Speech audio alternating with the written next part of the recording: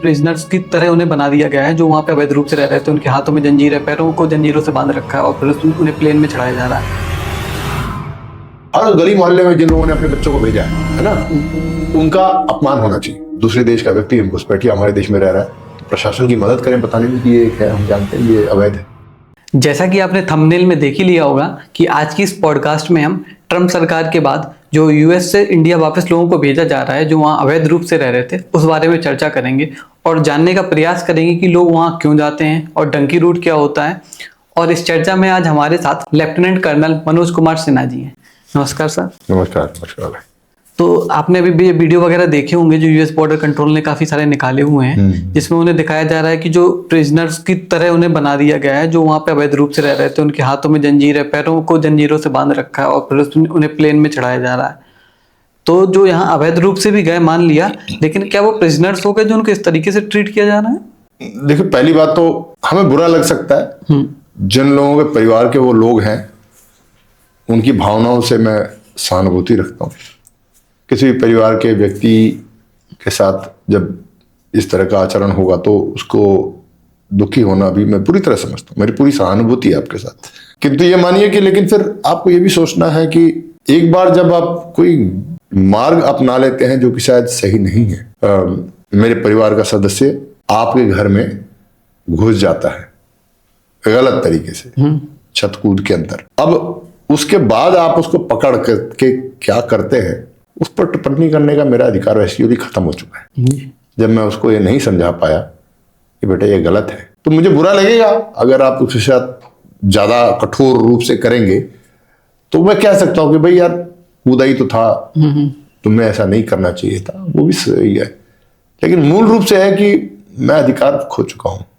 अगर मैं अपने परिवार के बच्चे को नहीं समझा पाया कि अभय के घर में छत कूद के मत जाओ, तो यहां से जाकर जब वो कर रहा है गलत रास्ते से, तो उसके बाद फिर वो क्या करेगा नहीं करेगा है नहीं। और इसको हम ऐसा है कि बहुत सारी बातें होती है, जो बंदा जिसने ऐसा किया है जिसको उसने बांधा है, कोई जरूरी नहीं है कि मैं नहीं जानता वास्तविकता क्या है कि राष्ट्रपति ने ही बोला था कि सबको हथकड़ी डालना, ऐसा भी राष्ट्रपति ने सिर्फ ये बोला होगा शायद at that level most probably कि डिपोर्ट करो, वापस भेजो यहाँ से। अब वो व्यक्ति जो कर रहा है, देश में ही होता हमारा, एक पुलिस वाला दूसरे तरीके से आचरण करता, दूसरा पुलिस वाला दूसरे तरीके से आचरण करता, उसी काम के लिए हमारे देश में ही उसी एक अपराध के लिए कोई प्रेम से भी अरेस्ट करता, कोई पकड़ते ही लगा देता है, अलग अलग है।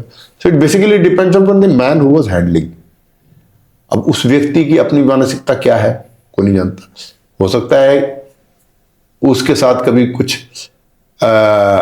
इलीगल इमिग्रेंट ने कभी कुछ किया हो, उसके अंदर बहुत दिन की कूड़ बची हो, वो चाहे कोई और रहा हो, तो अब उसके सामने ये आया। तो ये मानव स्वभाव है। लेकिन ये हम पहले सोचे ना कि हम क्या कर सकते हैं। Let us all think what we can do before we start commenting on what others can do. तो what we can do is why हम क्यों नहीं रोक पा रहे यहां से वहां जाने पर, नैतिक रूप से किसी दूसरे के देश पे जाने पर हम क्यों नहीं रोक पा रहे। मुझे इस बात की पीड़ा है, एक भारतीय के नाते मुझे उसकी पीड़ा भी है जो हथकड़ी लगा कर लाए।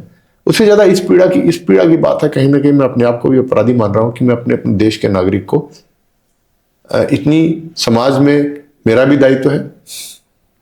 मैं चाहे किसी पावरफुल पोजीशन पे हूं नहीं हूं अलग बात है, कुछ नहीं हो तो वोट तो देते हैं सारे, है ना। तो इसीलिए दुनिया में लोकतंत्र में कोई ये नहीं कह सकता कि जो कुछ हो रहा है उसमें मेरा हाथ नहीं है, कोई वोट हम सब देते हैं।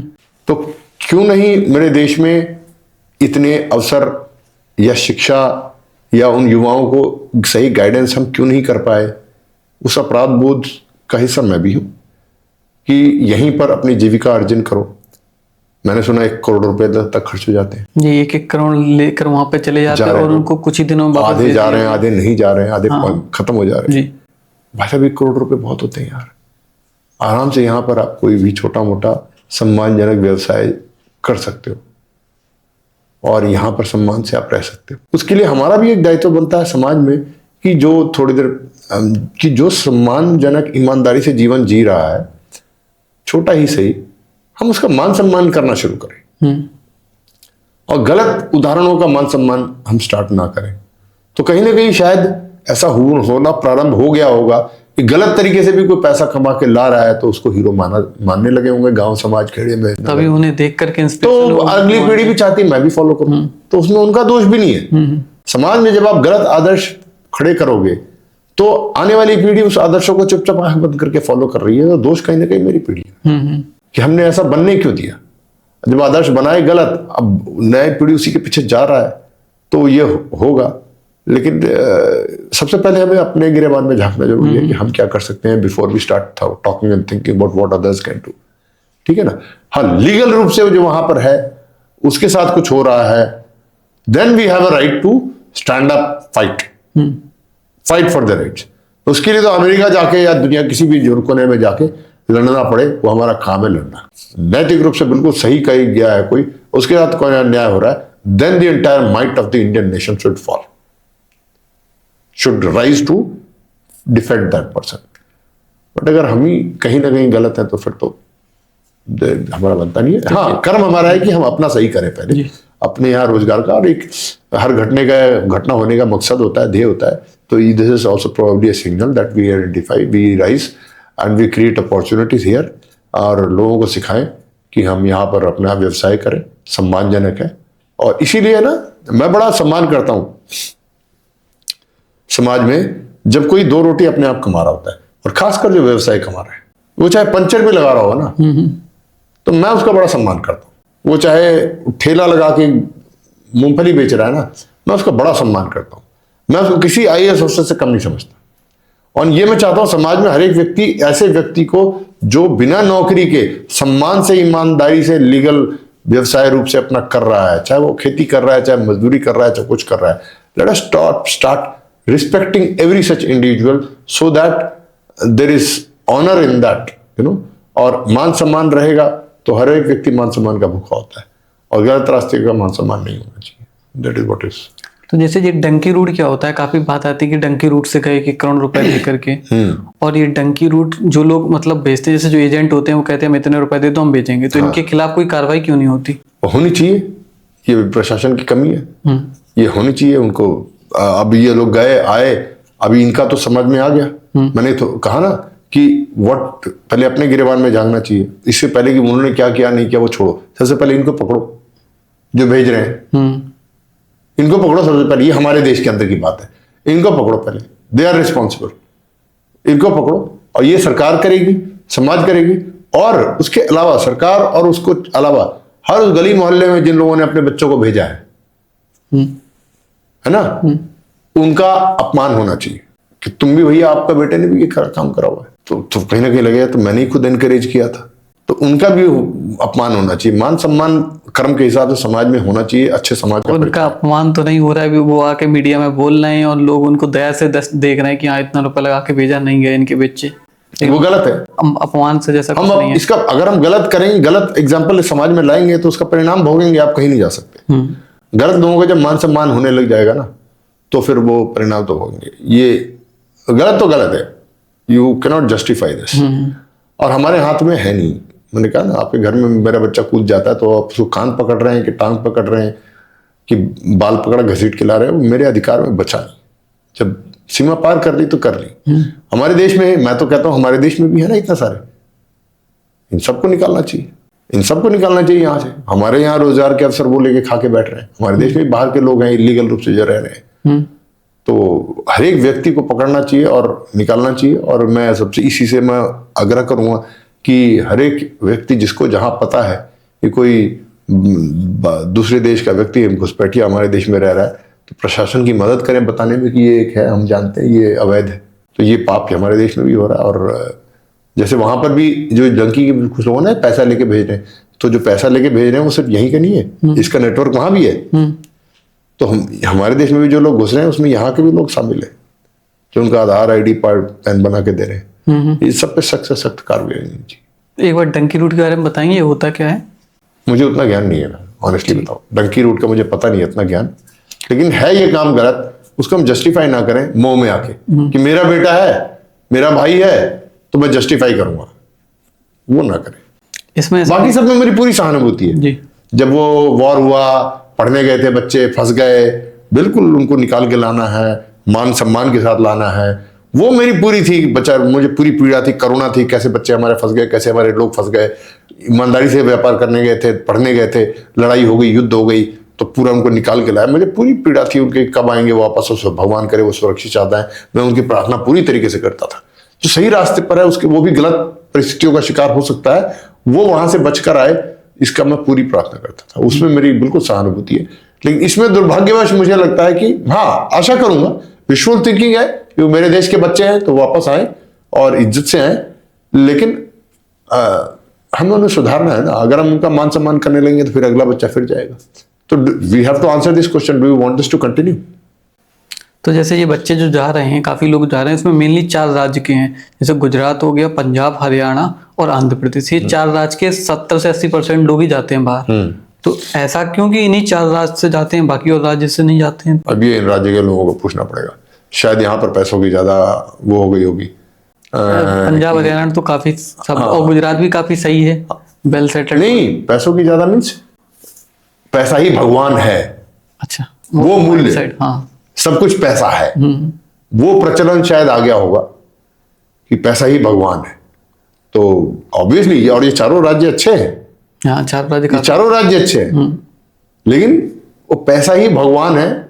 वो ना, बाप ना बड़ा भैया, सबसे बड़ा रुपया, वो शायद वहां अगर ये आ गया है, तो जो भी 4 राज्य के लोग अगर देख रहे हैं, हमें सुन रहे हैं, तो hopefully I am wrong, but अगर ऐसा यहाँ पर प्रथा चल पड़ी है तो आपको देखने की आवश्यकता है कि ऐसी मान्यता क्यों है कि पैसा ही सबसे बड़ा है, जिसके लिए by hook and crook whatever it is we should do.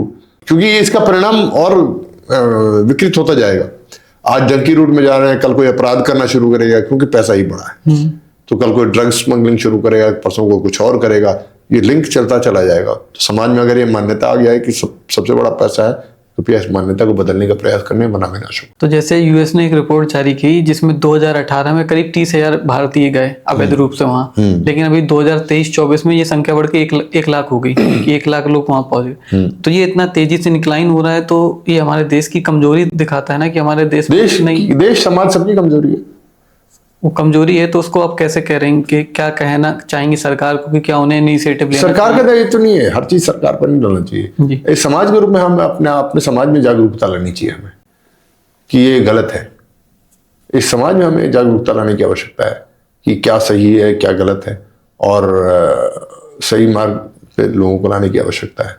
वरना ठीक है, वो पाप है, बढ़ रहा है, बट उसको संयम में लाने की आवश्यकता सरकार, हर चीज सरकारी का नहीं होना चाहिए, ये समाज का दायित्व है।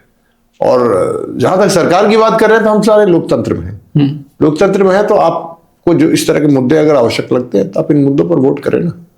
वोट करेंगे बेकार की बातों पर, क्यों मेरी कास्ट का है, मेरी फलाना है, मेरी आस्था का है, और फिर जब कुछ गलत होगा तो बोलेंगे सरकार ये क्यों नहीं। वो तो मुद्दा, उस मुद्दे पर वोट कब दिया तुमने?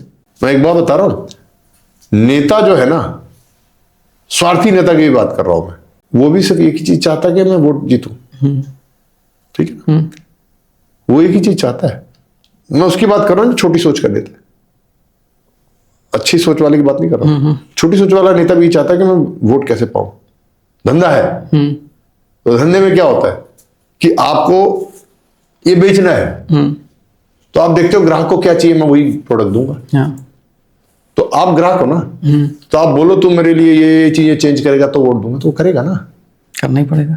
जब तुम बोल रहे कुछ नहीं भाई, तू तो अपने, तेरी आस्था मेरी आस्था बराबर है, बस काफी है, तो ठीक है, फिर वोट दे दिया, तो बाकी चीजों की उम्मीद क्यों कर रहे हो उससे? फिर सड़क नहीं बन रही तो क्यों उम्मीद कर रहे हो, क्यों रोना रो रहे हो? फिर शिक्षा नहीं बन रही, विद्यालय नहीं खुल रहे, विद्यालयों का हाल खराब है या कुछ भी है, तो आप क्यों रोना रो रहे हो?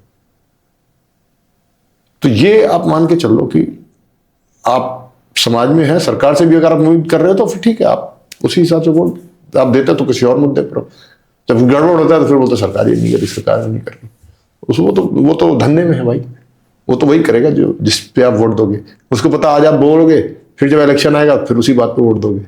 तो मेरी आस्था का है, तो मेरी प्रांत का है, तो मेरी जाति का है, तो मेरी भाषा का है ना। जब उसी पर वोट दोगे तो फिर तो आप फिर किसी चीज पर वो नहीं कर सकते। समाज का काम है, पूरा समाज जागे, बड़े बुजुर्ग लोग जागे, समाज एक तरीके से संग्रहित हो, इकट्ठा हो और निर्णय ले कि क्या सही है क्या गलत है।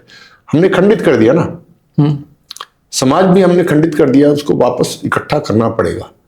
एक समय था कि गांव में एक कुछ भी गलत हो सही हो, पूरा गांव का एक बड़े बुजुर्ग लोग बोल के एक बात बोलते थे, गांव को सुनना पड़ता था, किसी परिवार को सुनना पड़ता था।